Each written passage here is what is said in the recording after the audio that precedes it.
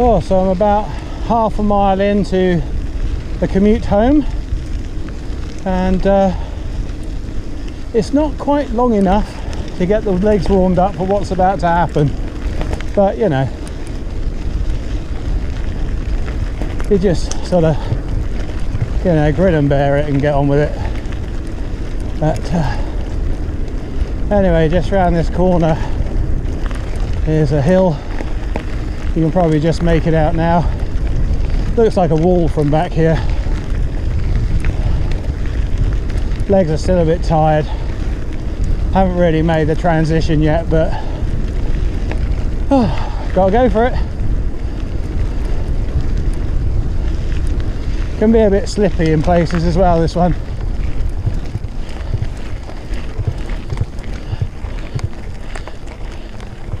Oh, wrong gear. See, not so strong today. Anyway,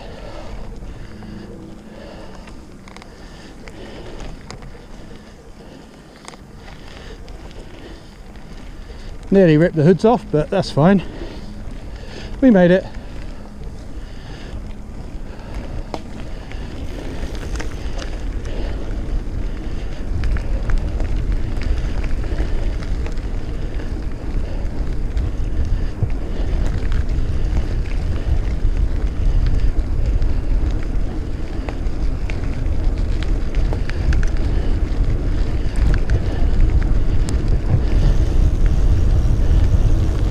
Oh, look out.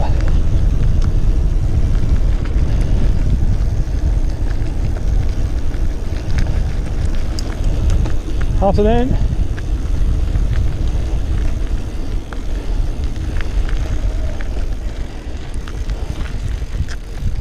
Right. So anyway, I've just left Shillingstone, heading up, no, down the North Dorset Trailway back towards Bournemouth. It's about 25 miles altogether, depending on what route I take.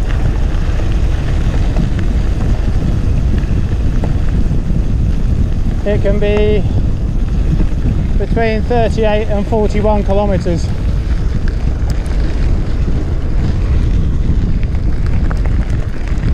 And it's pretty much car free until I get to Wimborne. So yeah, traffic free on the trailway here to Blandford, which is ideal. And then from Blandford we take the back road to Wimborne through Shapwick, and we'll probably see half a dozen cars, if that, on that particular road. Afternoon. And then once we get to Wimborne, of course, we're into the Bournemouth Pool rush hour. And actually the traffic Bournemouth and Pool hasn't been so bad recently, because of course it's school holidays here, and for some reason that always kills the traffic slightly. And I don't know if it's because more people are off work, away on holiday, or what it is. I mean, I know business definitely slows down in the summer holidays, and I get the feeling it's mostly because people aren't around to make decisions because of holidays and stuff. So afternoon. So yeah, you can definitely tell on the roads that it's quieter in the summer.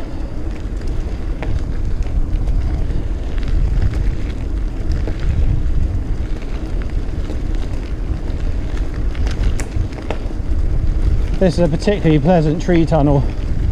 It used to be the old railway rail trail up to Sturminster Newton, and we'll join it again in a minute. Just have to go through the village of Stourpayne, a typical Dorset village, which is coming up just ahead. But this is actually a really nice trail. It doesn't flood too much, so you don't get too much mud, too much water in the winter. And it can get a little bit busy on a Sunday if you're coming this way, but actually everybody seems really pleasant around here, and everybody seems quite happy to share the trail. So, you know, let's hope it stays that way, because it's absolutely ideal for us if we want to get, you know, into the north of Dorset, out towards Somerset. It is absolutely spot on. So long may it continue. So anyway, this is Stowrpane, and just going to turn right here and go around by the church, up through the gates, and we'll rejoin the rail. We'll rejoin the rail trail. Thank you. On the other side. So cool.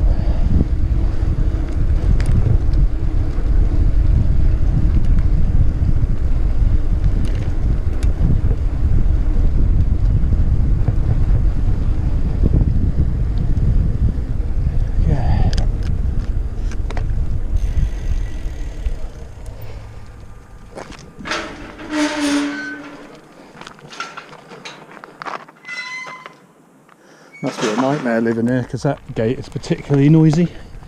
So if you just let it swing and slam, people in these houses here must get fed up with hearing it. The one at the top's not so bad because it's on a spring. But, anyway.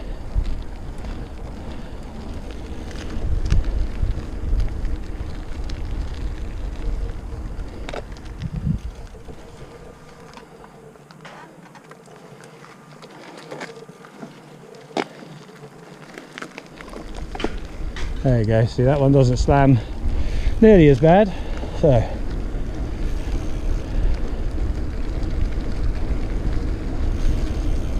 right, down we go, and at the bottom here we climb up the embankment and back onto the rail trail.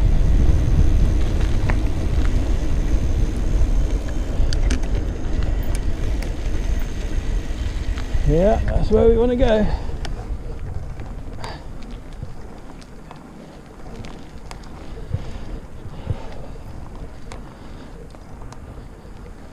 Plenty of sheep out, all looking tidy, been shorn.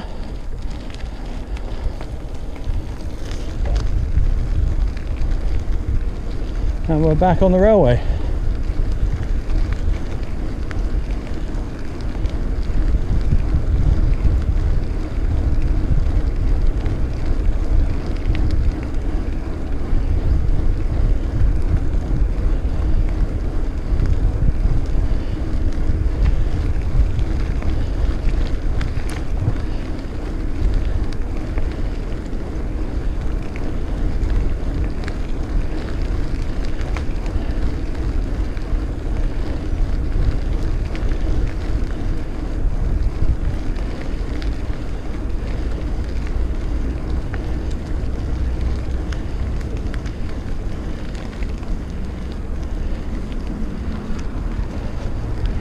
We get another little hill here.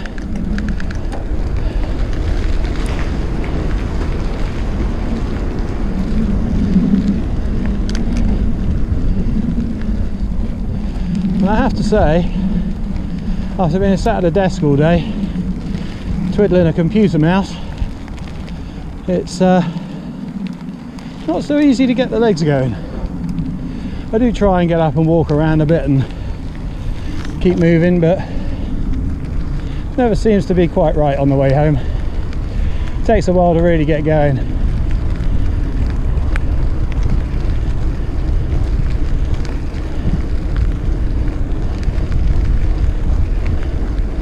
I'm always much quicker in the morning than I am coming home.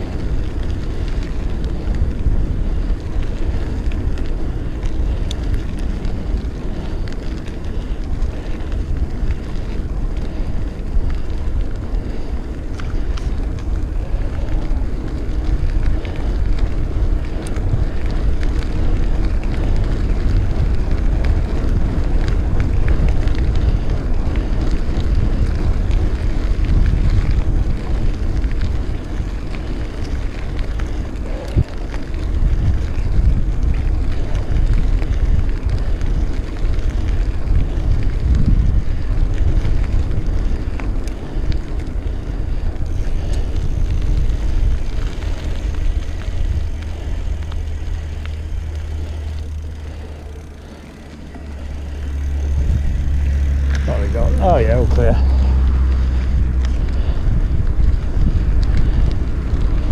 So these fields have been recently cut, certainly within the last month. I think they were wheat or barley, I'm not sure. I should know these things.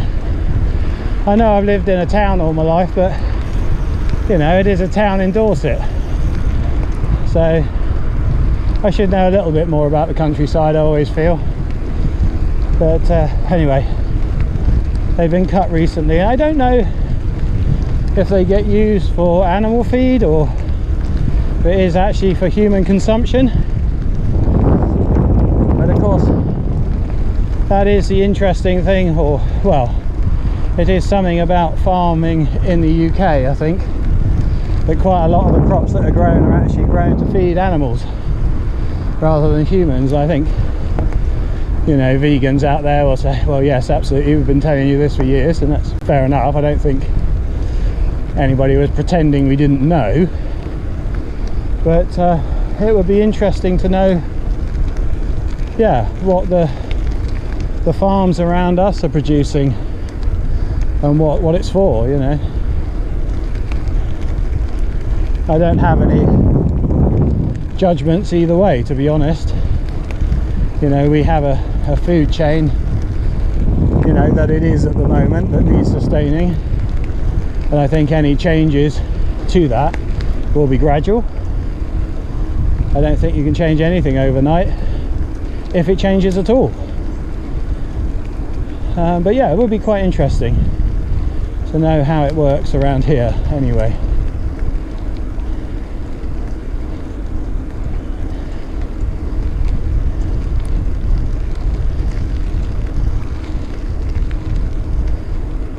Certainly Julie and I have become very much more aware of what we eat these days.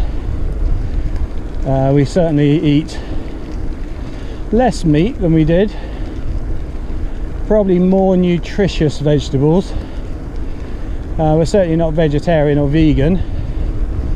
I find eggs to be very beneficial to me personally. They can solve a multitude of ills, so I think I'd struggle I think I'd struggle to cut them out of my diet. So we're just about to go under the main road. This is the ring road around Blandford, and once we get up the hill the other side, this little rise here, we will basically be going across Blandford.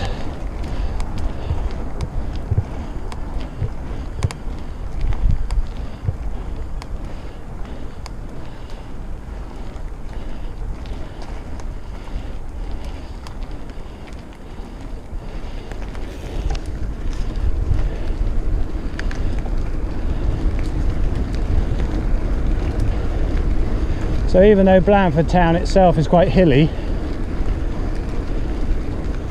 of course the rail trails are nice and flat, so it's not too bad through here at all.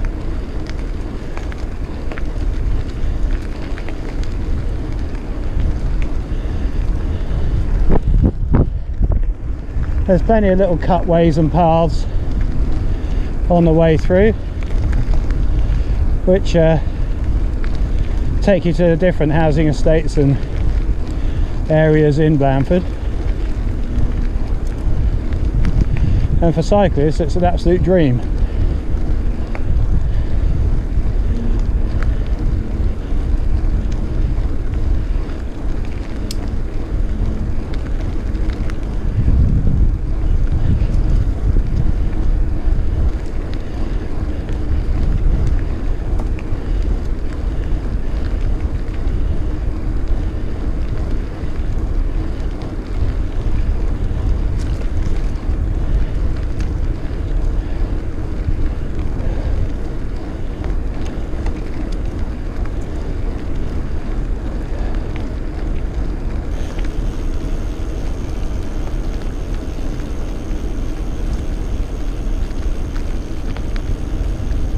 Afternoon. Thank you.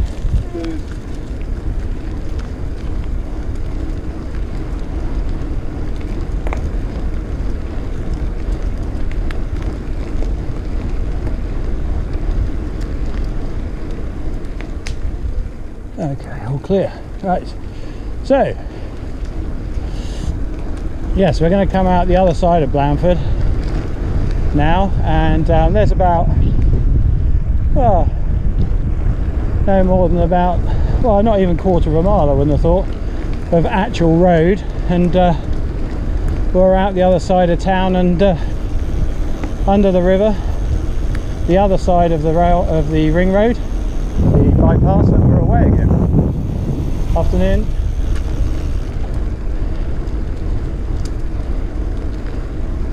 Of course, in the during the school term, you have to pick and choose your moments to go down here, because it is absolutely full of school children at 3:30, 4 o'clock.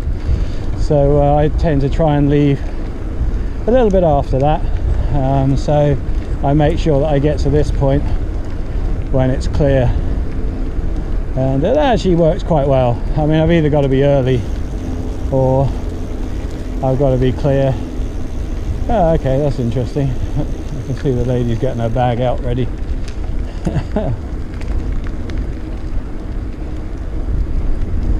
Afternoon.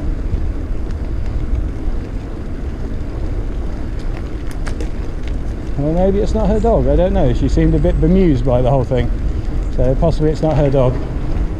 Might have escaped from one of the houses, I don't know. Anyway, you do tend to get a lot more traffic this end, because of course this is the busy end where all the families live. Afternoon. Hey. That's right, he's okay, I got him. Thank you.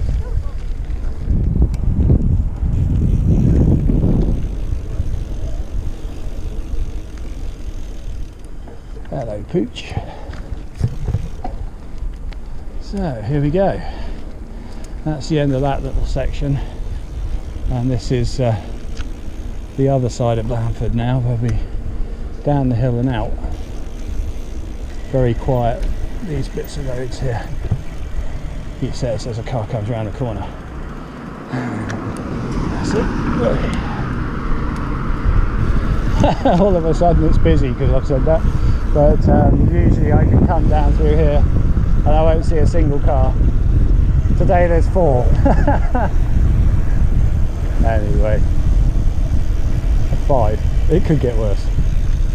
There is an ASL at the front here, I think, but looks like the car's parked in it, so I'm not going to risk it. I'll just join the queue and go across in my own time.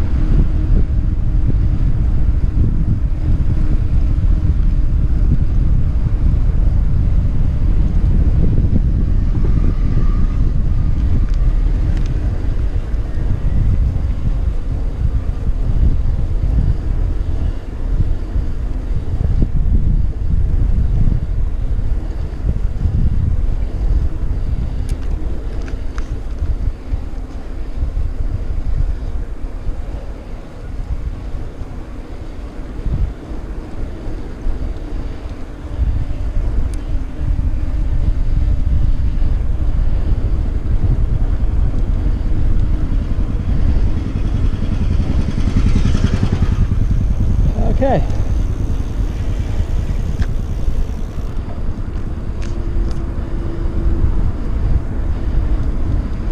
And this is out of town, so just ahead you might be able to see the ring road, the bypass around Blandford, and we shall go underneath it.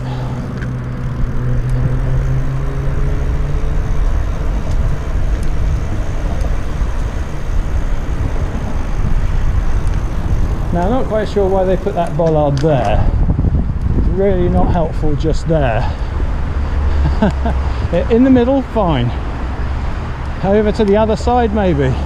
But just there, in the exact place you want to cut the corner. I don't know, maybe it slows people down, makes them think, but not useful as far as I'm concerned. And there we go, out the other side. So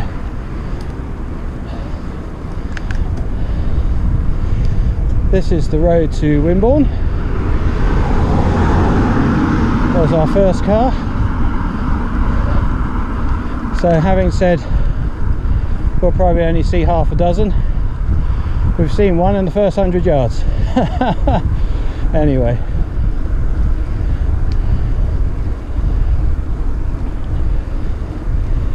yeah, going back to the food thing,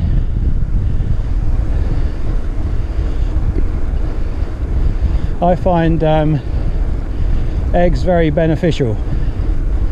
I don't know what it is, I don't know if it's even a real thing. I know everybody tends to have slightly different gut bacteria, and some people react well to carbs and others react well to fats and proteins. I guess everybody's slightly different. I know if I eat carbs I literally explode. Yeah, nothing works right. Tired, lethargic, on the toilet all the bloody time. It's just not right. Sugary carbs, bread, just horrible. Must admit I'm not so bad on rice, that kind of thing. Pulses, not nearly as bad. But refined carbohydrates that of course the Western diet is absolutely full of. Yeah, it really, it's quite horrible. And it took me quite a lot of years to work it out as well, which I'm a little bit disappointed with myself on that, because I've always thought I kind of understand my body and how it works, and I think I was justifying for a long time, saying, oh no, diets tell you got to have this and it's low fat and all that sort of thing. But I think I should have listened to myself a bit more and realised that the low fat carbohydrate diet, low calorie, really wasn't doing me any good. So it's a bit of a shame that I probably wasted 5 to 10 years, yeah, justifying what I was eating, when actually I should have known damn well it wasn't good for me. The thing is, the advice you get is so very specific, not to you, but to a generalization. You know, the general populace. If you do this, this and this, you'll lose weight and be healthy. But it is a generalization, and one solution doesn't fit all. That's obvious.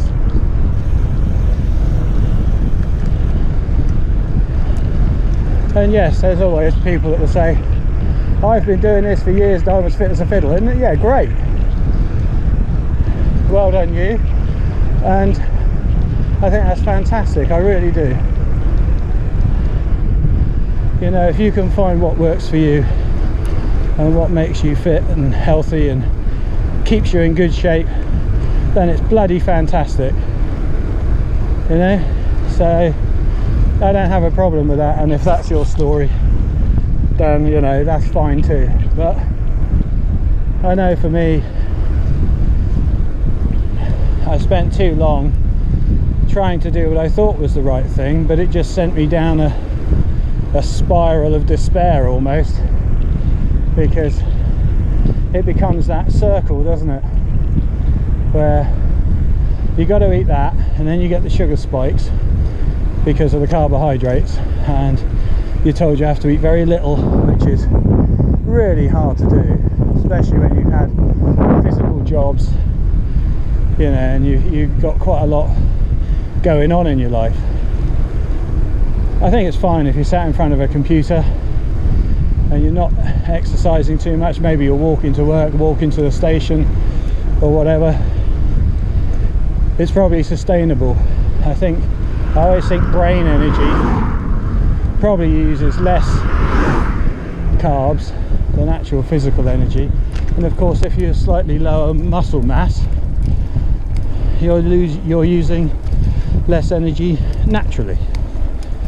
So maybe as a generalization, some of these things do work, but I think some of us just don't fit into the bracket.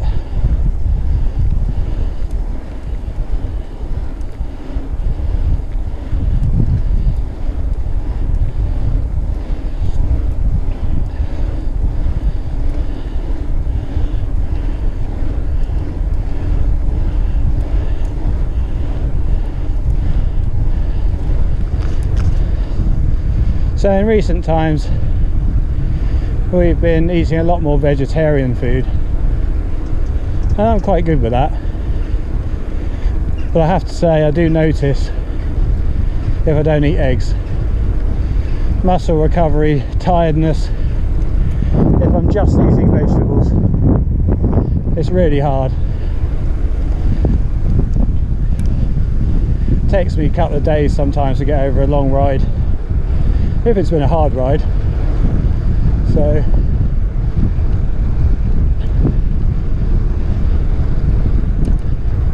yeah, I do like the protein hit that comes with eggs, so they are definitely my weakness.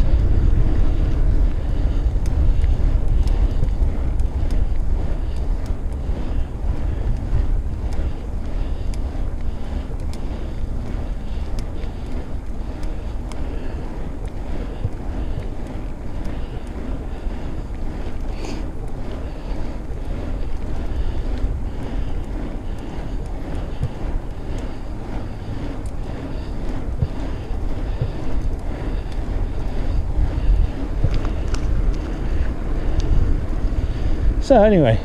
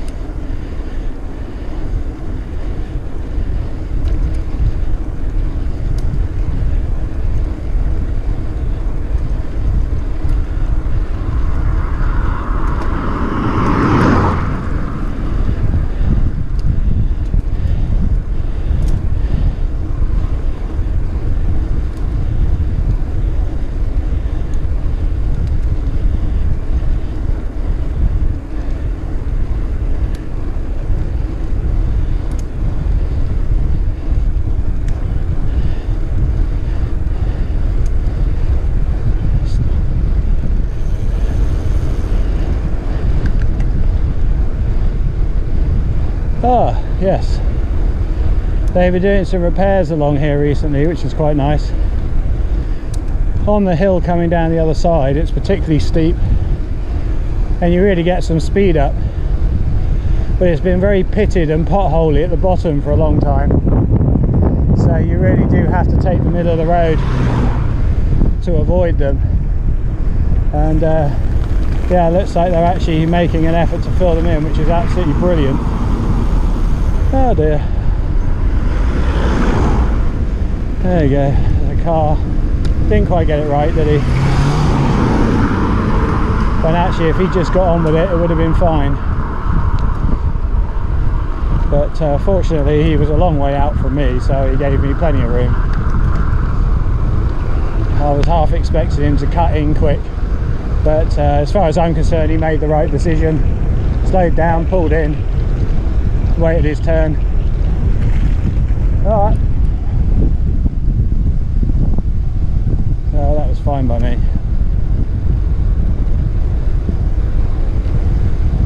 Oh, looks like they've put some grip seal over the top of it now. This is new, that wasn't done this morning, so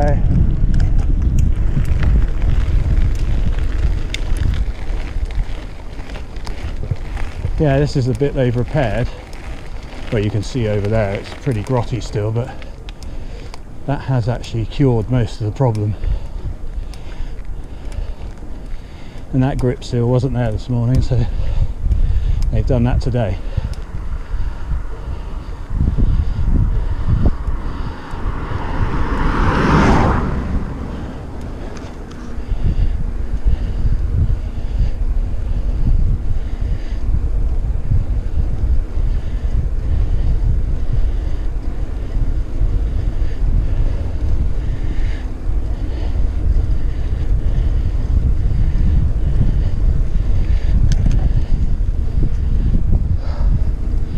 Whew.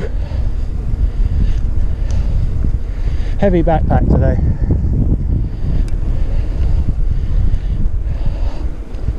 Afternoon.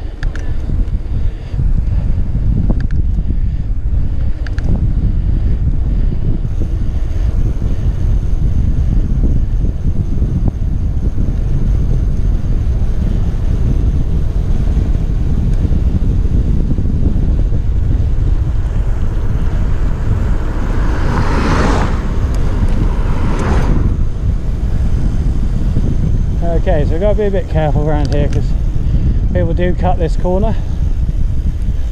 We're good today. And the red car in front should give us warning.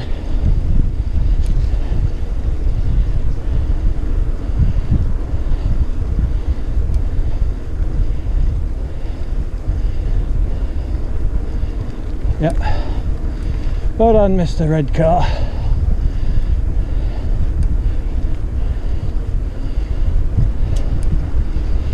Thank you.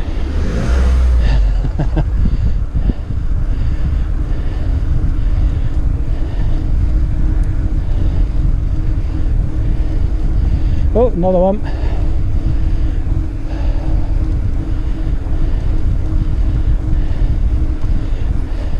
Thank you.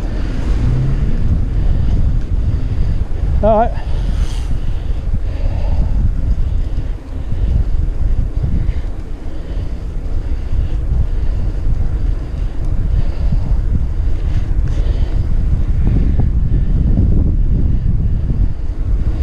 So anyway, away we go.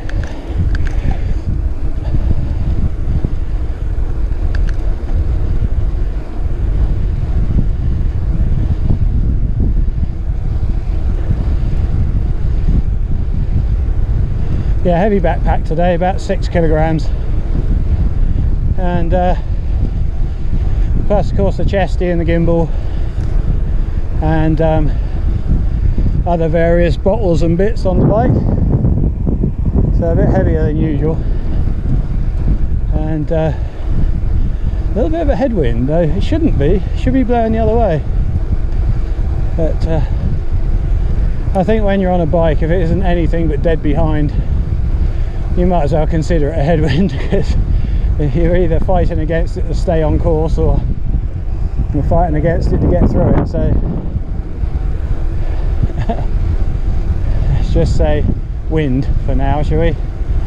But this particular road is really quite nice and smooth, or this part of the road, and it is slightly wider than other areas of this road. I mean, you've seen the bit I just came up. That's the narrowest part, but it does get narrow a bit further up near Wimborne, but I've never really had a problem, so let's hope it stays that way.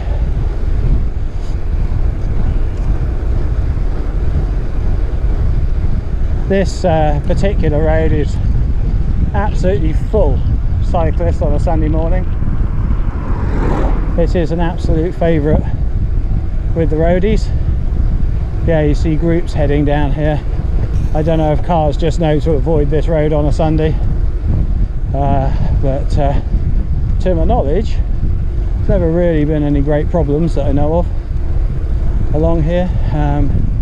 And you do get big groups of 20, 30, 40 roadies charging around here, so it must be relatively safe, because otherwise why would we do it, you know?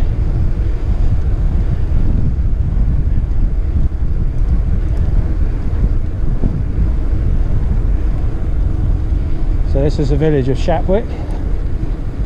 Very pretty little village.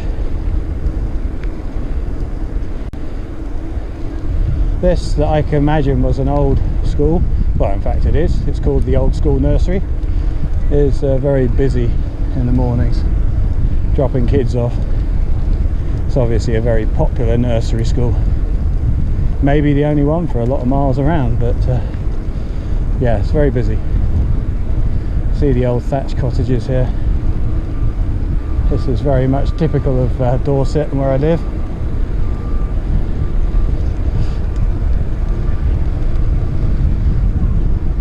yeah, you've only got to go a few miles out of Bournemouth, out of town, and this is pretty much what you get.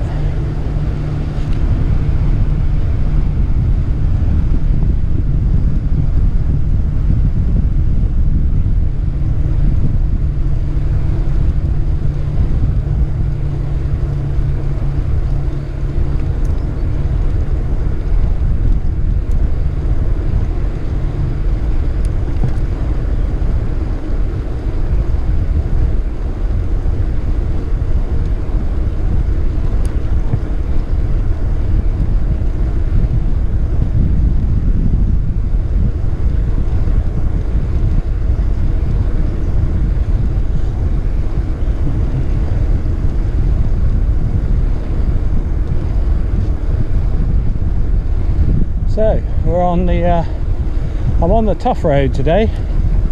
This is the bike of choice if I want to go any sort of distance. It's long, it's stable, it's considered a gravel bike. I mean, I think we have to understand in the UK that the word gravel bike brings on a whole new meaning to what they were invented for. If you've been fortunate enough to experience gravel roads in America, which I have been, you'll know that gravel roads in America are very, very well built, well put together, maintained, well, highways for want of a better word. I mean, they are the roads you use to get between towns. So they are actually fit for traffic, vehicular traffic.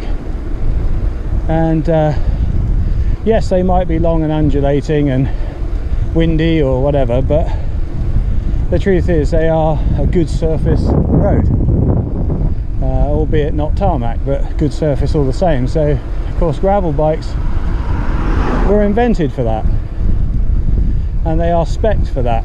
So, and this bike definitely falls into that category. It is stable, a little bit too long to be, you know, very fast, but it goes fast enough when I need it to. And I can certainly do many hundreds of miles on it, no problem. 100 milers on this, no problem at all. Comfortable, easy. 700C wheels. I've got 38s on it at the moment, and it pretty much copes with everything I give it. It's not particularly sporty from a manoeuvrability point of view, so techie stuff a little bit difficult. Techie climbs not too bad actually, not too bad at all, but yeah, if you need to weave in and out of stuff, not so easy. But then I've got my other bike for that, so, which is effectively a mountain bike with a carbon fork and drop bars. But you know, this bike is definitely the one I choose if I need to go a long way, because yeah, just pedaling along really quite easily here. Don't know how fast I'm going. I'm not rushing today. And yeah, just lovely and smooth. It's aluminium, so no carbon I don't think in the Toughroad range, but probably not the lightest bike, I don't know, but it has miles of clearance. I mean, I could easily, well, I no doubt I could get 2.1s on this. It's just got loads of clearance. It does have a low standover height, so probably wouldn't be very good for cyclocross, because shouldering it would be tough. And also with the plastic guard on the bottom, actually you can't really get your hand around it to grab the bars, so I've sort of done a number on it to make sure that it can't be used for cyclocross.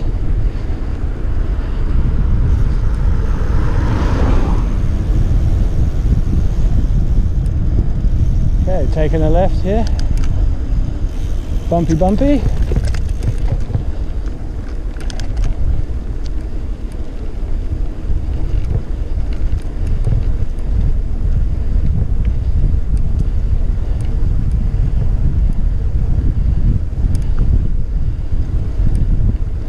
Up to the top, and then we get a bit of a downhill.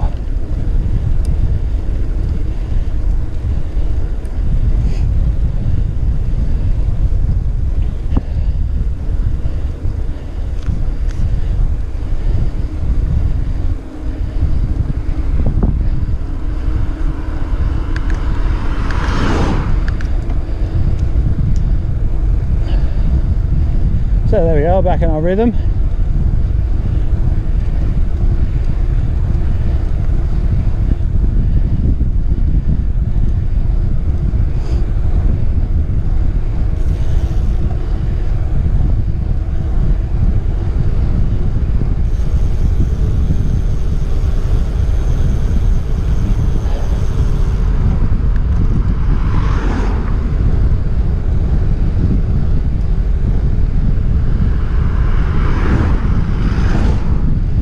You suppose you could ask, why did I get the Toughroad? And it was almost a deal of convenience, I suppose, because I went into the local bike shop down in Christchurch and asked about gravel bikes. They said, oh well, we do Giant, we've got the Toughroad. They had the, I think it's the GX2 or 3 in there, which has got the mechanical discs and the Sora. Yes, it's 9-speed group set, and yeah, it's a nice enough bike. It's the same frame. It's got a slightly well, what are they? I think they're the SX wheels as opposed to the PX wheels, so you could say the specification's a little bit lower, but you know, for me it had wheels and that was the main thing, so easily rideable. And so I'd sort of been introduced to the Toughroad range by them, and the week after we actually went to Southampton, and the problem we were having was we couldn't find a gravel bike for Julie, so we went to Southampton, who just happened to have a Giant store. So we went in there, and there it was, the live invite, which she now has in the window, ready to go. So I thought, oh, that's great, well, we've sorted your bike out, what about mine? And he said, what are you looking at? And I said, a Toughroad. And he said, oh, come this way. And there was this bike, which is the GX1, originally 1250 quid, ex-demo, apparently used by the manager like 3 times, you know, that old story. But yeah, ex-demo, 800 quid. And we said there and then, we'll take them, that's it, job done. So the bikes found us, really, not the other way around. They just happened to be waiting together for us to pick them up, and yeah, we like everything about that. It just sort of worked. It's like the world was trying to tell us something. So that was the story of the bikes. And now Julie's was bog standard because it's as it came. Mine was different because it had been used and some of the bits had been changed. Some of them were an upgrade, which I was happy with. Yeah, so we just took them. Anyway,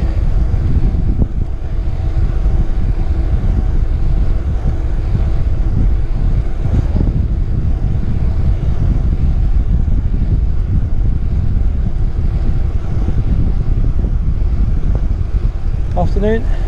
Are you alright?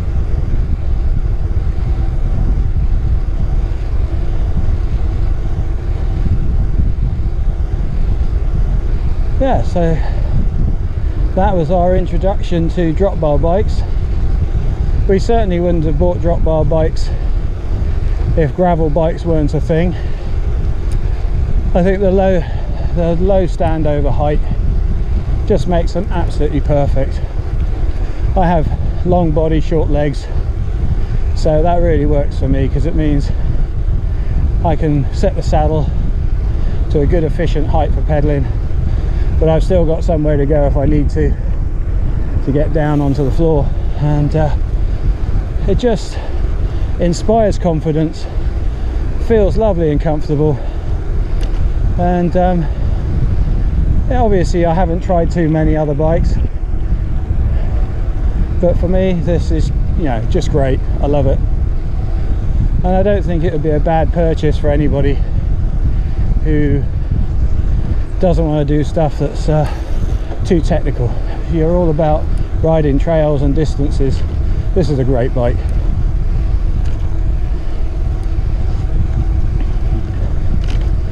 Now the downsides of this bike, as I say, technical stuff is not so good.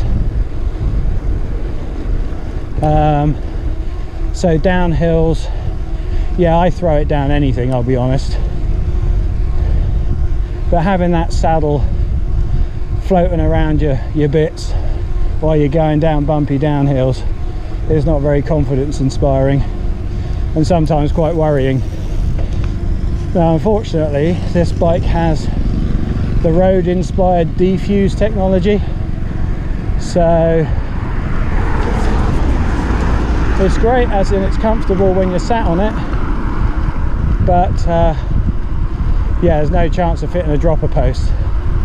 And yes, of course you could say, well, I just drop it down for gravel rides or, you know, gnarly technical rides, but of course that never happens, because we ride to the rides.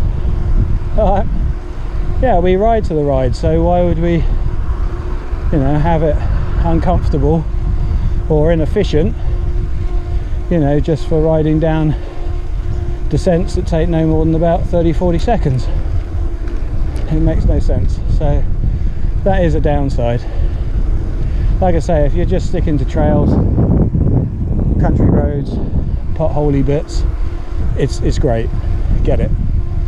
Yeah, you won't be sorry. It's a good bike. The other thing, well, this is the GX1, so that's the one down from the top model, which comes with SRAM, one by SRAM, I can't remember what it is, but anyway it's one by, and it's all hydro everything. This was hydro brakes, but it was using the giant conduct you know, handlebar clamp, and actually I didn't like it. I didn't like it at all. I don't know if it was the one I had or what it was, but fortunately or unfortunately, after a while it went wrong on the front brake. I don't know why. Maybe I topped it up with the wrong oil or something. I just don't know. But anyway, the piston stopped working on the front brake in the actual clamp in the conduct unit itself. So instead of messing about, I just bought a pair of the Tiagra level hydraulic shifters, which I got for a really good price. I think they're like £300 for the pair. They came with calipers a lot, but I didn't pay anything like that, not even half. I just managed to pick them up. It's got the Beluga style shifters, but you know, I can live with that, and they work absolutely brilliantly. I haven't been able to use the Shimano calipers because the ones that came were flat mounts and the Toughroad is post mount, but these shifters work perfectly with the giant hydro calipers, and best thing I ever did. it just feels responsive, and you know, everything you want from it. The controls are great for gear change, for braking. Yeah, I love it. I think they've turned out really well. And just recently we have upgraded Julie's bike as well on her living bike. I don't know why they do this. I think if anything it makes things worse, but I think as a confidence inspiring move they put those extra bar levers on the tops for ladies. I don't know why, because I think it just confuses everything. I think it gives them too many choices. So Julie suffers with tennis elbow, has done, and has had an operation. It's mostly fixed, which is great, but she still gets arm ache, and the mechanical discs on her living bike were really quite testing for her. So I made the upgrade. I bought the giant conduct for her bike, put it on, absolutely brilliant. So because her bike is Sora, so 9-speed, and to my knowledge as yet Shimano don't make a 9-speed hydraulic lever, so yeah, that was the way we went with that and sorted it out. Right, let's go. So this is Wimborne, and the great thing is now she doesn't have to mash the brakes at all, doesn't have to strain her arm. Yeah, we used to call her Squealy Wheeler because she, yeah, charging downhill, was not sure if she could stop or not. But the difference is now she's squealing because she's going twice as fast, and confident she can stop with one finger when she gets to the bottom. It is that much of a difference. So 95 quid the set cost me, and I fitted it myself. So a really worthy upgrade. So anyway, just done a little shortcut through the cemetery in Wimborne, at Wimborne Hospital. This is actually Route 2, I think, or part of Route 2. So they do actually send you this way. No, 25. So we're on 25 still at the moment. We join Route 2 in a minute. So that is actually an official cycle route through the cemetery there.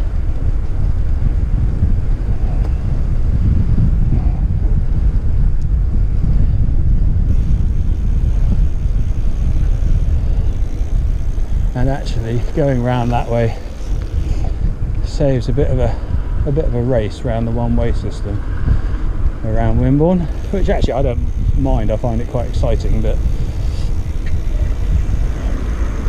on this particular evening we shall go this way.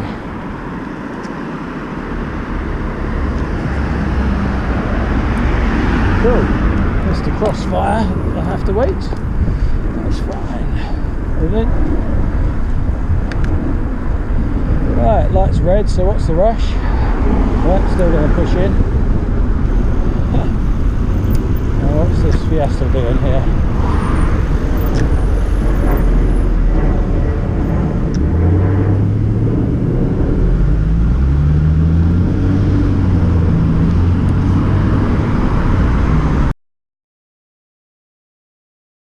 Yeah, you see.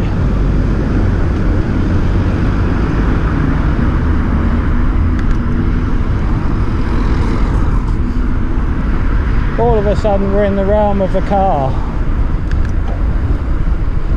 and it does stagger me how people need to push by all the time.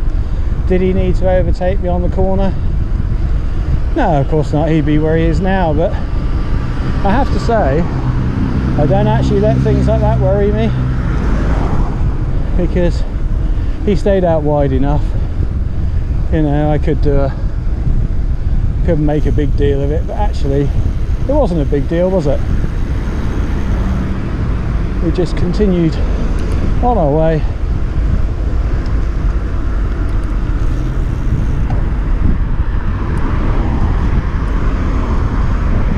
I didn't want that. Come on everybody. Right, there's nothing coming down the other lane, so I shall just go very wide.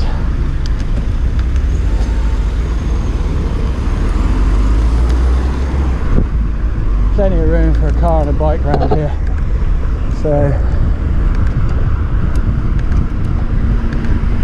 as filtering goes, I've seen worse.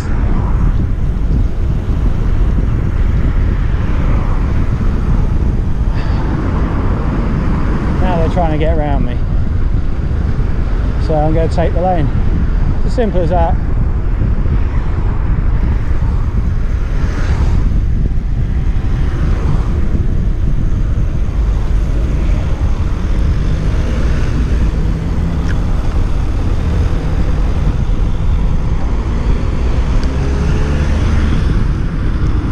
Again, eye contact with the van driver, plenty of room, no problem whatsoever.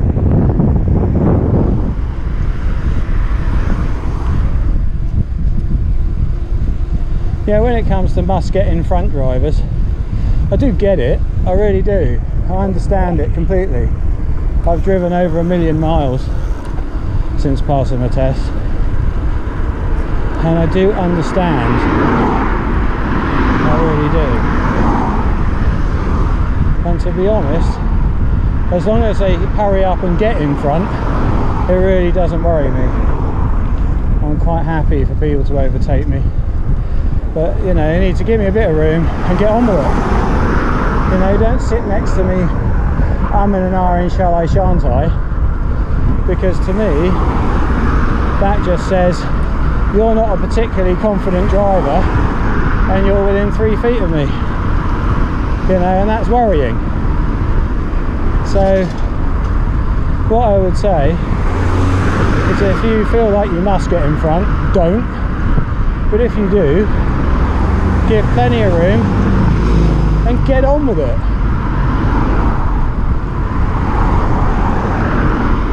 Yes. I think he waited till I went through before pressing the button, I don't know. So we got nothing but brick wall here, no vision, so I'm going to take the lane. Simple as that. There's nowhere for anybody to go.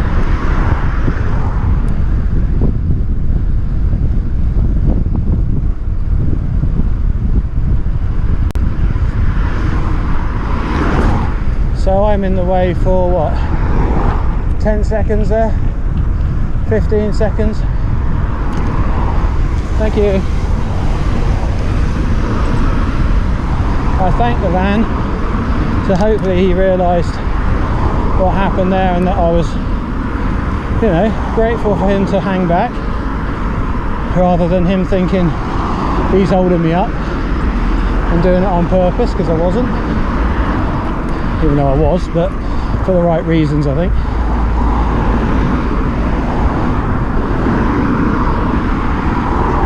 And that took us what, 10 to 15 seconds.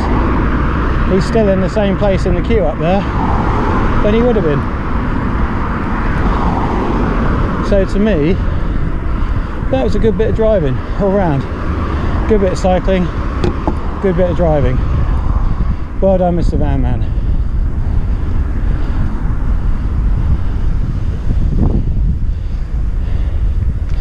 I hope he sees it the same and gives himself a pat on the back. Remembers for next time.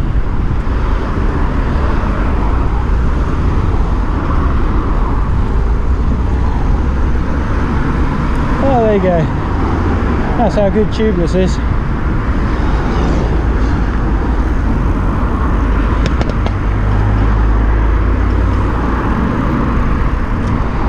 There we go. Nothing coming round.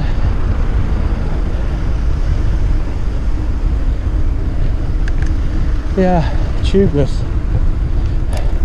A real love-hate relationship with me. I love the way it feels. I love the way it rides. Unfortunately, it doesn't like holding air when I'm on the bike. So I've tried different makes. Unfortunately, the makes that don't get punches on the kind of trails I ride on don't make tubeless versions. So I'm currently riding 38s, and they are Schwalbe,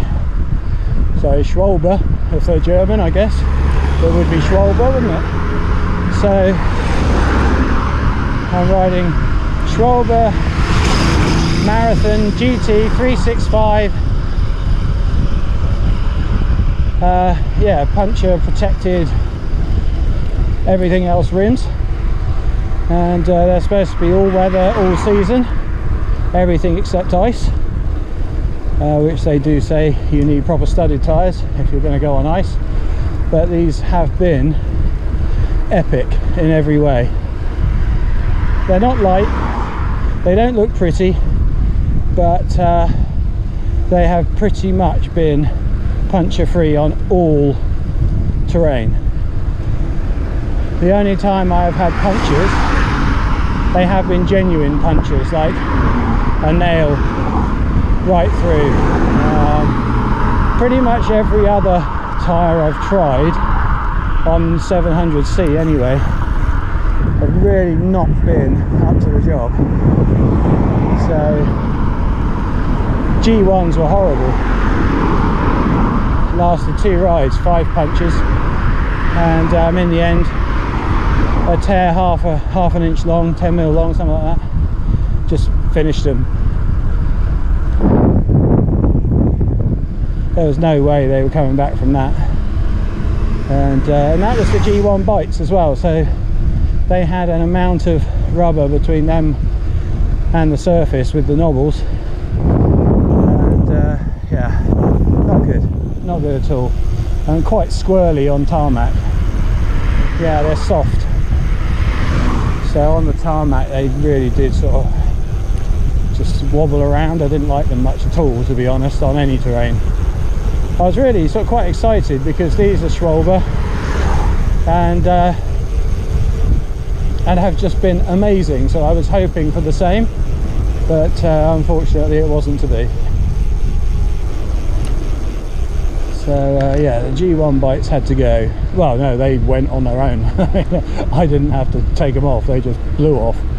They were terrible. So anyway, now the Gravel King SKs, I have a love-hate relationship with those. On pretty much every terrain I ride them on, they feel amazing. Doesn't matter whether they're tubed or tubeless, they just feel great. In the 700C version at 38, sorry, they wouldn't seal. Now I don't know if that's down to the tyre, or it's down to the sealant, or just down to the fact it was freezing cold, very wet and dirty, and of course there's 250 pounds bouncing up and down on top of them. So they felt excellent on pretty much all terrain, especially in the sticky loamy stuff. I mean, they haven't got big knobbles, but wow, you know, they did stick. Very nice. So anyway, I did go back to these GT 365s because they seem to be, you know, the dream when it comes to puncture protection. And I now run SKs, Panaracer SKs, on my mountain bike to gravel bike conversion, and they are 650B by 1.9 or 47C, and no punches. I had one a couple of weeks ago on a gravel ride, first one in a long time, and yeah, just sealed it up straight away, carried on. It was great. Did a near on 100-mile ride at the weekend, all mixed terrain, comfortable as anything, no punches. You know, I just love them. They just seem to be great. I've tried the WTBs and all the so-called supple tyres, and they just get ripped apart. They're absolutely not up to the job that I put them to. Now, I'm not saying that they're bad tyres, I'm just saying in my experience, you know, I've not had a good experience. Every time I've tried to use them or put them to the test, they've just failed badly. So yeah, nowadays I'm sticking to the marathons on this bike. It'll be rain and snow and that soon. Well, not snow, but rain and cold, dirt and mud, which these will stand up to no problem.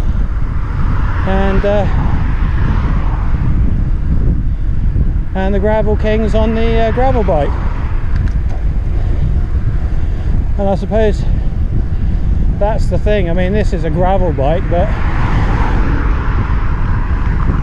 my other bike is what I truly can, you know, consider a gravel bike. It's an old Falcon Cycles mountain bike, 26 inch, and it's got very basic components on it. Nearly all of them were made of steel, so they would bend and slip, and yeah, like they do. Proper cheap, horrible bike, but it's what I had at the time. And my old bike, which was a Giant, got stolen, so the Falcon Cycles Xenon mountain bike was very much an interim purchase.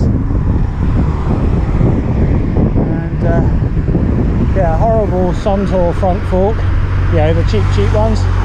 I know Suntour makes some good ones, but yeah, no, that one wasn't one of them.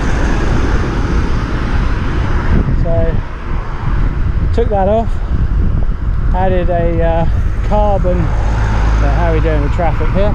We've got a cone situation up here. I might need to take the lane. So yes, got a carbon fork for it, which wasn't corrected, but I did make it a 29 fork, the 700C 29. No, it was a 29 because it is a mountain bike fork, so that corrects it slightly. And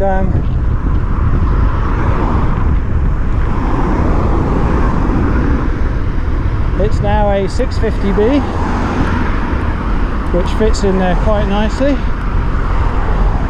It has drop bars, the Ritchie Venture Max, obviously, because they are the best bars in the world ever, and I don't care what anybody says about that. If anybody says differently, they are wrong, obviously. And I put an old Tiagra derailleur on the back, changed it to 1x at the front, so currently running 42 at the front, 1140 at the back, so nearly a 1-for-1 climbing gear, but for what we have around Dorset it's good enough. And I repurposed the old Spire mechanical disc brakes off of Julie's bike and put them on there, and I have to say they do kind of work, but they're not even close in comparison to Hydro's.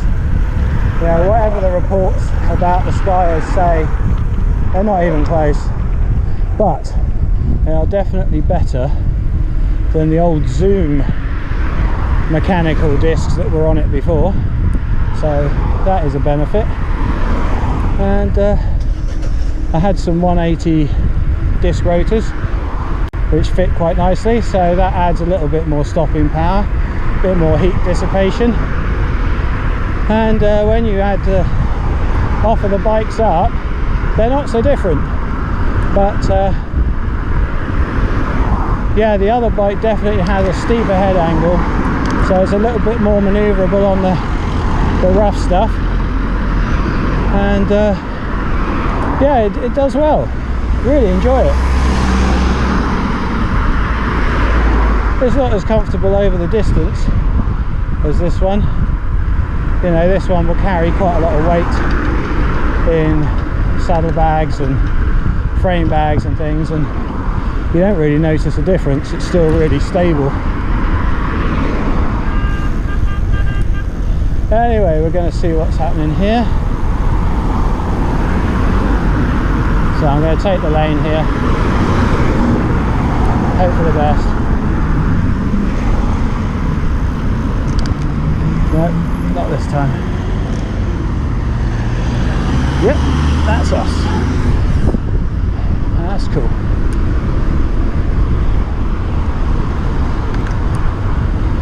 So that's probably my main sort of junction on the way home. Bear Cross. Anything can happen there, but actually, no, you've got to get by. You've got to get by.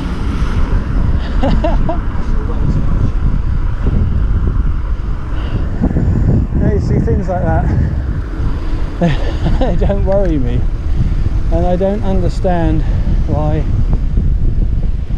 cyclists get so upset.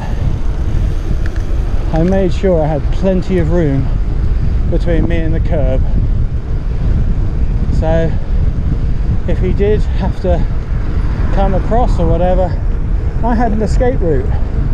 And I think the thing that is so scary to watch is when cyclists ride really tight against the curb and then have somebody close past them. I mean, I can see why that would be as scary as hell. And I think, yes, cars should be giving them room, but I sometimes feel like you have to make your own room.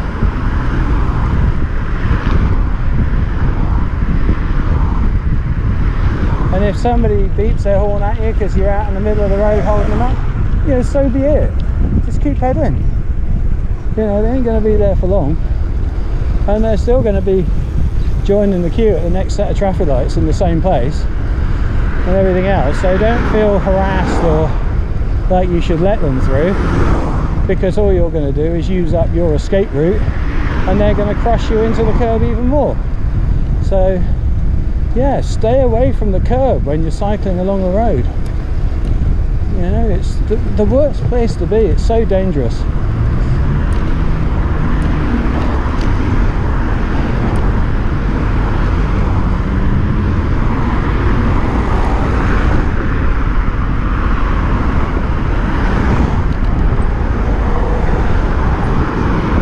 Right, so I'm going to go the hard way. My camera is going to give up in a moment, but I'm pretty much back into Bournemouth now. I'm only about a mile or so from home. So this is Kinston, and this morning I came down a bit further up the road there, and this time I'm turning off early. Going to go up the long hill. It's slightly longer, slightly harder, and it's always into the wind, because our wind comes predominantly from the west, southwest, up from the Caribbean, which gives us our warm weather in the summer, and also stops us from freezing up in the winter, so which is quite nice. So this is going to be a long, slow drag now. I'm not looking to break any records tonight for sure.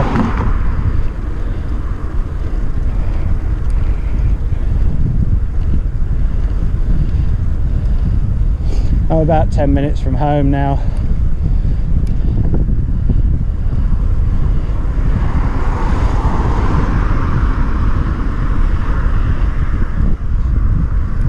there's only one more place where the traffic could be a problem, and it never is.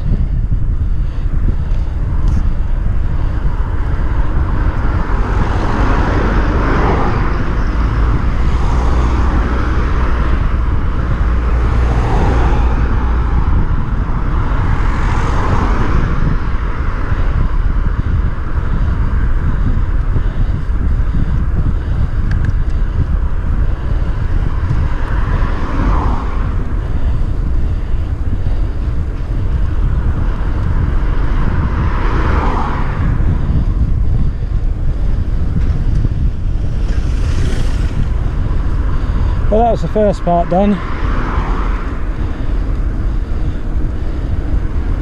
As you can see ahead, a quick downhill and then pretty much all uphill for the next quarter of a mile,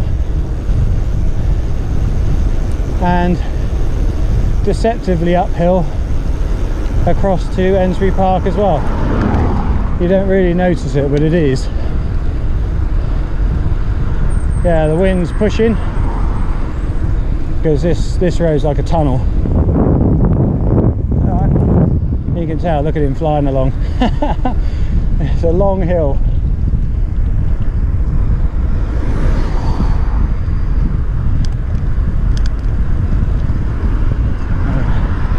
Stay out a little bit.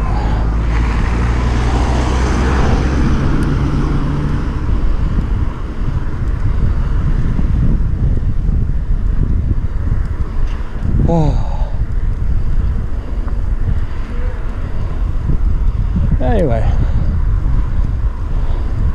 bit by bit,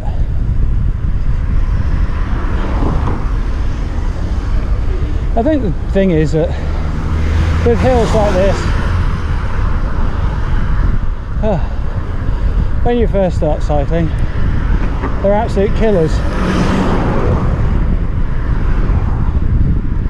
I guess because you're not used to it,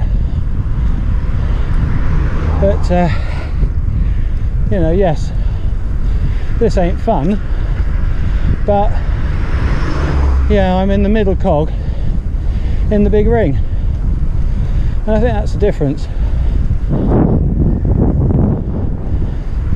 If I change down, I'll probably find it harder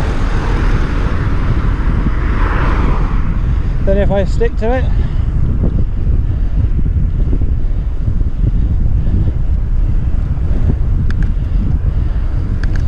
So levels off here before the next uphill bit, and I think that's another thing. When you first start cycling, you get to the top of a hill and you forget to change back up.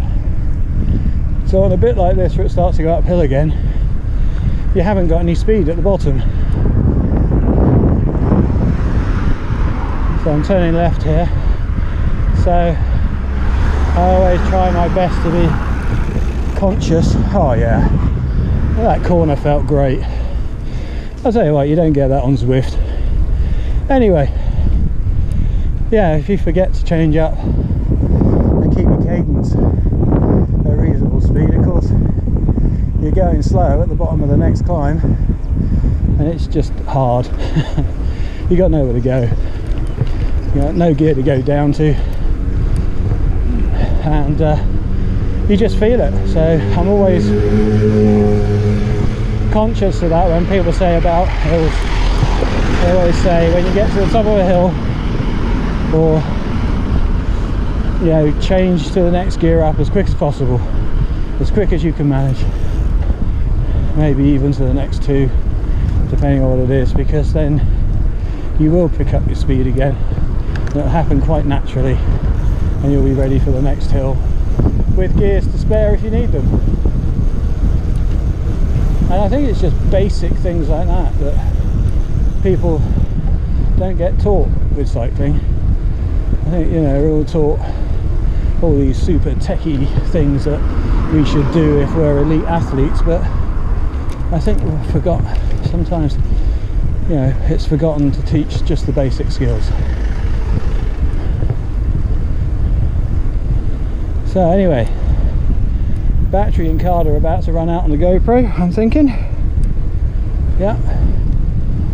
And I am about a mile from home, so that is pretty much the end of my commute. Just heading into Ensbury Park, and once I'm across Ensbury Park, that's pretty much it. So anyway, I don't know if enjoy is the right word, but if you've stuck with me through to the end of this video, then well done, and thank you very much. And let's just see how much longer the camera lasts for.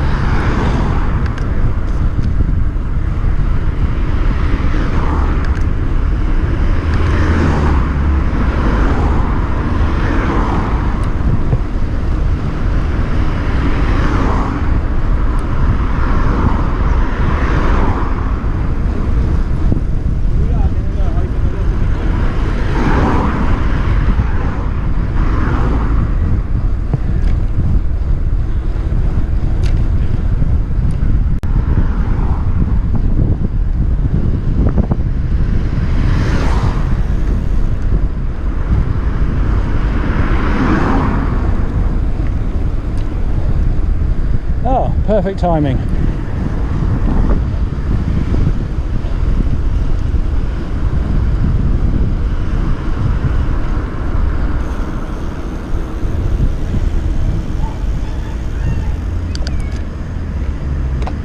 Not perfect timing.